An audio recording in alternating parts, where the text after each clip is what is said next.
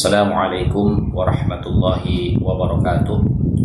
Bismillah, alhamdulillah, wa la hawla wa la quwata illa billah. Asyhadu an la ilaha illallah wahdahu la syarika lah, wa asyhadu anna sayyidana wa nabiyyana Muhammadan abduhu wa rasuluhu alladzi la nabiyya ba'dah. Allahumma shalli ala sayyidina Muhammad wa ala ali sayyidina Muhammad, amma ba'du. Para teman-temanku sekalian, para netizen, para subscriberku yang budiman, bersyukur kita kehadirat Allah Subhanahu wa Ta'ala atas berkat limpahan rahmat dan maghfirahnya, dan mudah-mudahan atas berkat rahmat dan maghfirahnya Allah Subhanahu wa Ta'ala, Allah memudahkan urusan kita, melancarkan rezeki kita, dan memberkahi hidup kita fid dini wa dunya wal akhirah. Pada kesempatan kali ini saya akan membacakan apa yang ditulis oleh Kang Santri, yaitu Kiai Haji Tubagus Ahmad Mubashir. Beliau adalah salah satu pengasuh pondok pesantren Syarif Hidayatullah yang ada di Tambun, Bekasi. Beliau menulis, diawali dengan Bismillahirrahmanirrahim. Allahumma salli ala sayyidina Muhammad wa ala ali sayyidina Muhammad wa sahbihi wa barik wa sallim. Sekelumit tentang penyebab kebangkitan keturunan Wali Songo dan para keturunan Kanjeng Nabi yang lain, dan sedikit tentang penjelasan kurba dan ahlul bait. Ditulis oleh Kang Santri. Para sahabat netizen yang budiman, perlu kita ketahui bahwa kebangkitan para keturunan Wali Songo dimanapun berada, baik yang ada di dalam negeri atau di luar negeri, itu bukan karena pamer nasab atau sok-sokan nasab sebagai keturunan Kanjeng Nabi Muhammad SAW. Karena apalah artinya sebuah nasab kalau memang tidak berilmu dan tidak berakhlak baik. Tapi semua itu karena dipicu oleh beberapa hal, diantaranya ialah kaum Ba'alwi. Satu, kaum Ba'alwi mentiadakan para keturunan Wali Songo dan para keturunan Kanjeng Nabi di luar Ba'alwi. Dan ini jelas bertentangan dengan surat Asy-Syura ayat 23. Nah, ini kita sama-sama tahu ya, di mana videonya Habib Bahar itu yang menafikan keberadaan keturunan Wali Songo karena oleh dia dianggap terputus nasabnya karena dari jalur perempuan. Padahal Habib Bahar sendiri, beliau itu salah mengambil referensi dari penjelasan surat yang dikeluarkan oleh Robito Alawiyah, bahwa Robito Alawiyah tidak menafikan keturunan Wali Songo dari jalur laki-laki. Hanya saja Robito Alawiyah itu menyatakan tidak memiliki catatan silsilah keturunan Wali Songo sejak 500 tahun yang lalu. Oleh karena itu, Robito Alawiyah tidak punya hak untuk mengisbat nasabnya keturunan Wali Songo. Nah, itu yang sebenarnya. Hanya saja Habib Bahar salah menanggapi itu, dan dia berani sekali mengatasnamakan Robito Alawiyah, menafikan atau mentiadakan keturunan Wali Songo dari jalur laki-laki.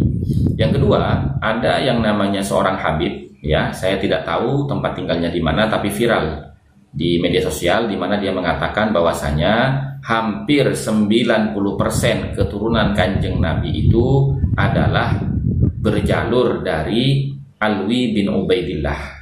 Nah, ini sangat salah sekali. Makanya Tubagus Ahmad Mubashir atau Kang Santri ini, beliau menulis alasan yang pertama, kaum Ba'alwi mentiadakan para keturunan Wali Songo dan para keturunan Kanjeng Nabi di luar Ba'alwi. Dan ini jelas bertentangan dengan surat Asy-Syura ayat 23. Nah, diantaranya yang kedua, orang-orang di luar Ba'alwi dikata-katain dengan bahasa binatang. Yang ketiga, orang-orang di luar Ba'alwi dikatain kerucu-kerucu, seakan-akan tidak ada harganya di mata mereka. Yang keempat, orang-orang Ba'alwi banyak dari kalangan mereka yang mana nasab dijadikan untuk kasab dan membodoh-bodohi orang-orang awam. Nah, ini yang kita kenal dengan istilah dawir, ya. Memang dawir itu menjadi tradisi oknum dari kalangan Ba'alwi. Kemudian yang kelima, mereka orang-orang Ba'alwi dengan sombongnya ada yang mengatakan bahwa kedatangan mereka ke Indonesia ini untuk mencetak ulama. Padahal sebelum mereka datang ke Indonesia, ulama di Indonesia sudah banyak. Nah, ini adalah suatu kesombongan ya, di mana ini pernah disampaikan oleh Habib Taufik bin Abdul Qadir As-Segaf, ketua Robito Alawiyin yang sekarang, di mana dalam ceramahnya beliau mengatakan bahwasanya leluhur kami datang ke Indonesia adalah untuk mencetak ulama. Nah, ini satu kebohongan yang besar. gitu loh, bahwasanya di Indonesia ini sudah ada banyak ulamanya sebelum kaum Ba'alwi ini datang ke Indonesia, gitu loh. Kemudian yang keenam, mereka banyak menyelewengkan sejarah Nusantara, diantaranya adalah menyelewengkan sejarah NU. Nah, ini yang pernah kita bahas di video-video yang sebelumnya, di mana katanya NU ini dipelopori oleh para habaib. Berdirinya NU ini dipelopori oleh para habaib. Bahkan ada yang mengatakan bahwasanya NU ini berdiri lebih dulu Robito Alawiyin. Jadi Robito Alawiyin berdiri dulu, baru kemudian membentuk Muhammadiyah, kemudian membentuk NU. Nah, ini salah besar, ya. Kemudian yang ketujuh, mereka merusak akidah umat Islam dengan mengatakan dan memproklamirkan bahwa keturunan Kanjeng Nabi yang wajib dicintai hanyalah dari kalangan mereka saja. Dan sudah jelas hal ini adalah bertentangan dengan ayat kurba dan Ahlul Bait, dan juga merendahkan para keturunan Kanjeng Nabi yang lain. Nah, di sini yang sering saya sampaikan teman-teman ya, padahal di dalam Al-Qur'an itu ya, Allah Subhanahu wa taala ketika menyampaikan pesan untuk mencintai keluarga Nabi menggunakan kalimat mawaddah, bukan menggunakan kalimat mahabbah.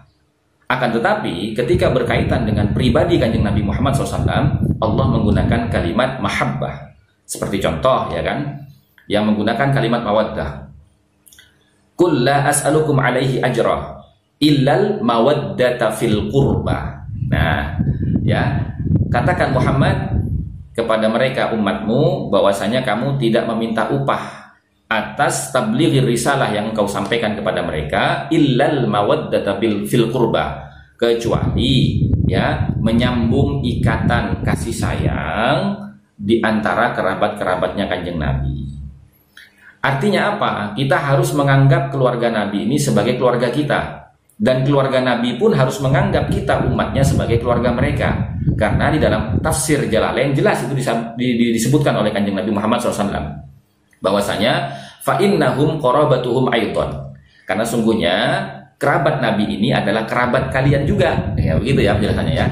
Nah, kemudian ketika berkaitan dengan Kanjeng Nabi, ketika berkaitan dengan syariat, ketika berkaitan dengan Allah Subhanahu wa taala, Allah tidak menggunakan kalimat mawaddah, tapi menggunakan kalimat mahabbah. Seperti dalam firman-Nya ketika ingin mengcounter klaim daripada orang Nasrani dan orang Yahudi, ketika mereka mengatakan wa qalatil yahudu wan nasara nahnu abna'ullah wa ahibba'u. Nah, kemudian Kanjeng Nabi diperintahkan oleh Allah, "Qul," katakan Muhammad, "in kuntum tuhibbunallah." Nah, kalau kepada Allah ini mahabbah, fattabi'uni yuhibbukumullah. Maka ikutilah syariatku, maka Allah akan mencintai kamu. Jadi beda antara mahabbah dengan mawaddah. Tapi saya tidak akan menjelaskan panjang lebar tentang perbedaan antara kalimat mahabbah dengan kalimat mawaddah. Mungkin nanti bisa dicari referensinya masing-masing ya.